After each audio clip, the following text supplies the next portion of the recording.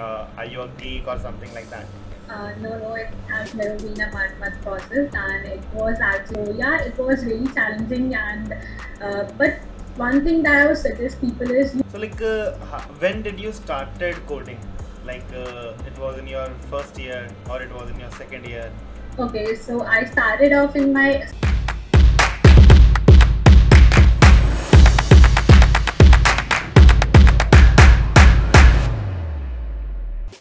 So hi everyone, myself Karthik Bhaiya from Coding Blog. So today I have with me Sneha Agarwal, and she recently cleared the MX, or I would say American Express internship. So first of all, welcome Sneha to the Coding Blogs YouTube channel. hello sir, hello everyone. As already told by Karthik sir, like I am Sneha Agrawal, final year computer science engineering student from Municipal Utah. And I am here with you all to share my journey with coding blogs and also the entire procedure that was there in American Express intern selection. So that's really great, and congratulations Sneha for clearing the MX internship. So Sneha, सबसे पहला जो सवाल that I would like to ask you was your strategy. How did you utilize your the first two college years? Because many students are uh, confused that what they should do in the college when they are in first year, or what they should do in their second year. Like, what was your strategy when you entered, or like you were just chill and this just happened to be okay, you just prepared uh, for a month or so and you were able to clear? Are you a geek or something like that? No, it has never been a much process, and it was actually like I remember 2 years back when I started off my engineering, and I belong from a non-CS background. So it was for me very difficult to see my peers already like doing things which I even don't know about. So yeah, it was really challenging, and but one thing that I would suggest people is you need to be consistent with the things. If you are like enjoying in your first semester, that's totally okay because you are new to things. But after that, you need to be like consistent with data structures and a lot of things. Obviously, there will be times when you will feel low and you will be like feeling that it's gonna like a bit monotonous, but you have to make yourself set targets and achieve them on a daily basis so that you kind of really feel happy once the day is over. So that's what I did, and I would suggest the same. So when did you started coding? It was in your first year or it was in your second year? Okay, so I started off in my second semester itself, and I got to know about coding blogs, and from there itself I got selected as a campus ambassador. So, which I really believe that was a good decision of mine. And then thereafter, it then only helped me to get about the information of useful opportunities around, but it also helped me to kickstart my coding journey because I used to watch tutorials on YouTube and I even did a crash course of CP, which really helped me clear a lot of doubts of coding. So that really is important actually because a right guidance basically helps you conquer things at a better pace because when you just reinvent the wheel, it's kind of you're doing everything on your own. So I would really suggest that mentoring really helps, and coding blocks is doing a fantastic job again. So yeah, that was my strategy, and I started in my second semester. Okay, when you started, so you said you did course from Coding Blocks. Like many students actually do that, they learn data structures and algorithms. But what after that, right? So you need to stay in touch with the programming. You need to stay in touch with the things that you have studied, so that you should not forget when the time comes. So what you did after you have learned the programming? Like, what was your strategy after that? See, coding is one thing that you need to be consistent with, right? So once I did these courses, I felt like that I need to be now consistent with these, and there are various like platforms. I would say LeetCode is the most preferred platform, which I actually preferred because it has a good number of problems, and also there are kind of standard problems that you need to know actually. So that's what I did. I was basically following a pattern of questions that I used to solve. Like I used to set up targets that I'll do these many questions from array section and then from others and like that. So it was like never that I have been like I did few of the courses and then I left. So it'll not help you at all because you need to be consistent. Yeah, as you said, like You have to just practice things on a daily basis. If you do not do that, you will definitely forget things. So, like the most common question that many students have asked me, that okay, we now are going to practice on lead code, but how to practice from different topics? Because you know, there's one topic which is like graph, there's one topic which is dynamic programming. This is something that many students avoid. They'll start, they'll prefer doing questions from arrays. So, what was your strategy while practicing on lead code platform? How did you managed all these topics, and what exactly did you do when there are certain problems that you are not able to solve? And I hope that there must be certain things that you must have faced which you think, okay, this is going out of my league. So how did you tackle those things? See, for that, I would suggest is that never jump onto things directly. Take small steps. Like start from the basic topics. Let's say pick up arrays for the first day. Then you solve a good number of problems on that. After that, you feel like okay, I'm good enough in arrays, and I'm now able to answer the problems that are there in other platforms as well. So after that, you can jump on to other topics. And talking about the case when you feel like I'm now done with it and I'm not able to solve this problem while a case, for that you will definitely have so many resources with you. There is YouTube, there are so many mentors with you. There are like you can obviously ask your friends. In fact, like discussion really helps you, because if you are like pondering over the same problem for the whole day, it won't help you, because after some time you yourself will feel, "Yeah, I'm not able to solve this and I'm done with it." So it's better to just like ask somebody who you feel like can answer your problem. So yeah, that's something which really helps, I guess. Okay. And what about the advanced topics of graph, trials, dynamic programming? Okay, so you have to do them, because for the online assessment, it's not that easy, and there are problems from graphs and DP itself. So for that, I would suggest is that like you can definitely do the standard problems first, build a good understanding over them. Like there are BFS, DFS, there are standard problems like minimum cost spending fee. So you can definitely go through these problem once. When you will yourself do these problems, you yourself really realize that you can now solve and build logic for the other problems as well. So this is one thing that you need to start from scratch. You cannot directly jump on things like I'll do DP today and I'll definitely pick some of the hard problems. So this is not the case. So you should start with some basic problem and then go for the other problems. Okay, and another thing that I think many would like to know, like when you sit for internships, right? So how was the placement process for MX? Because I guess this was your first company that you gave interview in, and you were able to clear it in the first go itself. So what was the entire process for MX, and which all topics were more focused in this particular company? Okay, I would really like to answer this. So the online assessment test consisted of 3 problems. There was one problem from graphs, there was one from IPQs, and the other was an easy problem. So the major strategy that I focused was, like I knew before that MX basically see a lot of timing. So what I did was like whenever I got sure that this is one of the solution after which I'm not going to optimize this, I directly submitted it, because I knew, because they will be seeing the number of like submissions later on once they see the timing before that, right? So for that, what I was basically following is I was directly just submitting it up, but because of this I made a blunder over there, which I would just suggest you all not to repeat. Like I didn't check the constraints there. So I should have added a long over there, but I didn't.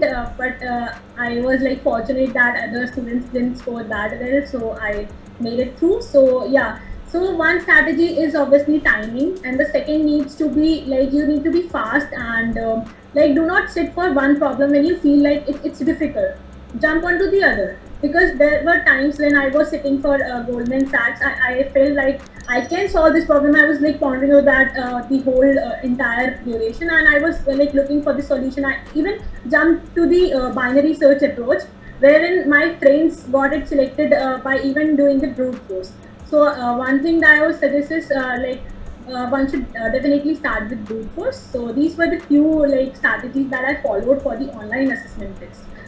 So after this, I got selected. Like they shortlisted almost 7 students from our batch, and I was really anxious, because like the results was not declared the next day, in fact, but then in the night, I guess they told us that you guys have been selected and there'll be interviews day after tomorrow.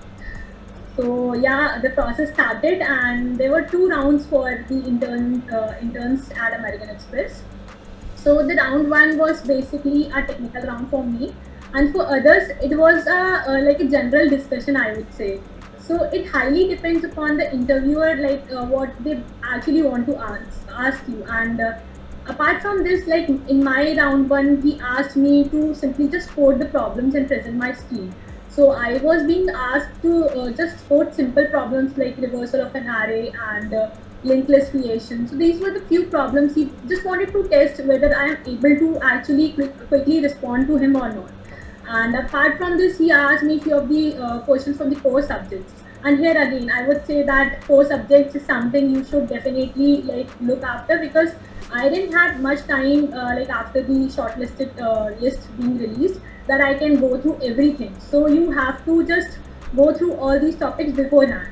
And then he asked me a few of the questions regarding the company itself. So there's one thing again, that you definitely need to have a good research in the company as well. So I had I had seen like how MX basically generates its revenue and stuff like this. So that really helped me in that as well. So that's how my round one went. Okay. Okay, and after that, yeah, so this was about my round one. And yeah, so for the round two, people had the technical round. In that, again, it was entirely on the interviewers. So I had my technical round probably in round one. So there was an HR round for me in the round two. So the HR was really very nice, and before that, before the round two being started, I was really very much anxious, because in my round two there was some glitch at interviewers end. So I got confused that it's on my end, and I was really like worried about like the feedback that he was going to give to other interviewers. But yeah, at that time my friend really helped me, and I was like somehow managing up the things, and I like stayed confident and then went for my round two. So in that, basically she was trying to just ask me questions from again my projects, and then she jumped to some of the situations wherein I was supposed to launch like my project itself. And there was a very nice question she asked me, that if I were to just launch your project in the market, so how will you ensure that you are like earning at the same time? So there was some slight twist in the question which I'm not able to actually remember right now, but it was somewhat twisted. So what she wanted to just hear me from was, like I said, that we can definitely launch the project itself and then make modifications to it. Like she wanted to hear the same, because like if we are taking a year time to just get the project established, so in that case probably it's not gonna create some huge capital change in the fund. So that's what she wanted to know from me, that am I able to actually answer these kind of questions or not. So the round two was entirely on this, and I guess there were only 2 rounds for the interns at American Express. Okay. So yeah, that was it. So that is great. I guess students must have got a brief insight about what they might be facing when if they'll be sitting for MX interview. So now there's one random question that is coming to my mind is like when you are doing all the technical stuff, you're practicing from lead code and other things, and you said that you joined Coding Block Superhero program as well. So did the superhero program, which is associated with community, like you need to promote coding, you need to bring more students, or you need to generate interest into the students related to coding. So did that program actually help you, or do you think no, like I just joined it because I just wanted to give it a go and that's it? No, indeed, it really helped me, because being a part of a community gives you a sense of responsibility, and at the same time, it helps you learn a lot of other things as well. Because not only from the technical perspective, which I actually got a lot of learn from, but apart from this, there were things which I like got to learn. Like I was not very aware of the things and the opportunities that are there. Like there were hackathons which were there. There were some of the sessions which were conducted by Coding Blocks at our university itself. So taking up the lead and kind of to interact with other people really helps you, because Because if you spend your entire 2 years sitting in a room idly coding the whole day, it won't help you, because in the interview they basically test you that are you actually a complete fit for the firm or not. They're not actually judging you on the basis of the entire coding. So I would definitely say, since that campus ambassadors and programs like these help you a lot to get a responsibility and interact a lot with others. So yeah, it really helped me. I never felt so that it was a bad decision to be in the firm and to be a part of coding blogs. It was really obviously very much helpful for me to be a part of coding blogs, and I'm very fascinated. That's really great. Another thing that which is coming to my mind is a lot of students says about projects. When they are sitting for the internships, they think that okay, I don't have anything to write in my resume, so what should I write? So many students go over the internet, they just find some random projects and they write it in their resume. So did you have, or did you there are some good projects in your resume? Did you have them, or you also did the same thing, which is following what others do? No, I never did so, because there were projects of my very own. Like I took part in a hackathon, so there was a project of that. Apart from there were some few projects that were very basic. So I would really suggest people never do this copying it from GitHub or somebody somewhere else, because the interview is not going to test on the basis of what all you have in your resume. He is testing like whatever you have in your resume, are you able to just answer it or not? And if you are mentioning things which are like not in your very much command, that would really backfire on you itself. You need to be like confident on the things. Make sure that you know all your projects by heart, and never try to copy things from like GitHub or somebody somewhere else, because it's something which is not of any use to you, because that will definitely backfire on you, because the interviewer sitting in front of you has a lot of experience and he can actually read like what you are trying to make him understand. Yeah. So that's of no use. Yeah. That's great. So I guess most of the things we have covered. Now just one thing that I would like you to tell students, is there any final advice like you would give to the students? Because when we sit for the internships, so there's one thing which is that you need to have a higher percentage in your college, because college generally keeps cutoff which is comparatively higher than placements in internship rounds. So what all things you think do you think you would like to recommend to the students, those who are just about to enter college, or those who have just started their second year, Yeah, definitely. See, a decent CGPA matters a lot, but it doesn't mean that you have to be a 10 pointer, obviously, which is not possible.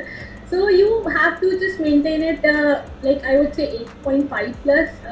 Like I myself had a good CGPA, like it was around 9.8 something, so which is good. So I would say that you should maintain a good CGPA. That really helps. One thing. Other than this, there are things like I already mentioned, that you need to be good at your core subjects as well, because at the time of internship, the burden grows a lot. So you need to be well prepared with with those subjects, like there is DBMS, there is object-oriented programming, there is networking, and OS. So these four subjects are like you need to know beforehand.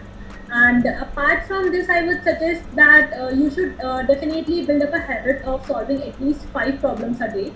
That would really help you. You can definitely like make a target of less than this when there are days you have a lot of assessments and stuff to submit. So that entirely depends upon you, but keeping targets really help. I've seen on my own, like earlier what I used to do is I used to simply just think of the problem, that I'll do these many problems and I'll be done. But later on, when I started solving I have to solve these number of problems today. So I used to actually solve those problems, and by the end of the day I used to be happy. Okay, I'm satisfied by the day that I spent today. So these were the 2 points, and apart from this, I have already mentioned that there are few of the HR questions that people ask a lot in the interviews. So you can write it down somewhere probably, because these questions are probably the same for almost every company, right? So why not to write it somewhere, because it is at the very like moment you cannot just plan things and speak without stammering. But in case like if you have already written it somewhere, you can definitely answer them confidently. So this is one thing. And lastly, the puzzles part. So there are very less number of puzzles that are there on GFG. Go through it, and they never ask you new puzzles, I would say. So this is something which I like followed on a daily basis, and these are the all are the tips that I would really recommend everybody to come up with if they want to actually crack good internships. So thank you so much, Sneha, for coming to the channel and enlightening the students. And again, all the best and congratulations for clearing MX. Thank you so much, sir, and thank you to Coding Blogs for having me here today and like to giving me a chance to just share my experience with everybody and just share my journey at Coding Blogs as well. So thank you so much. Okay, thank you guys. Bye bye.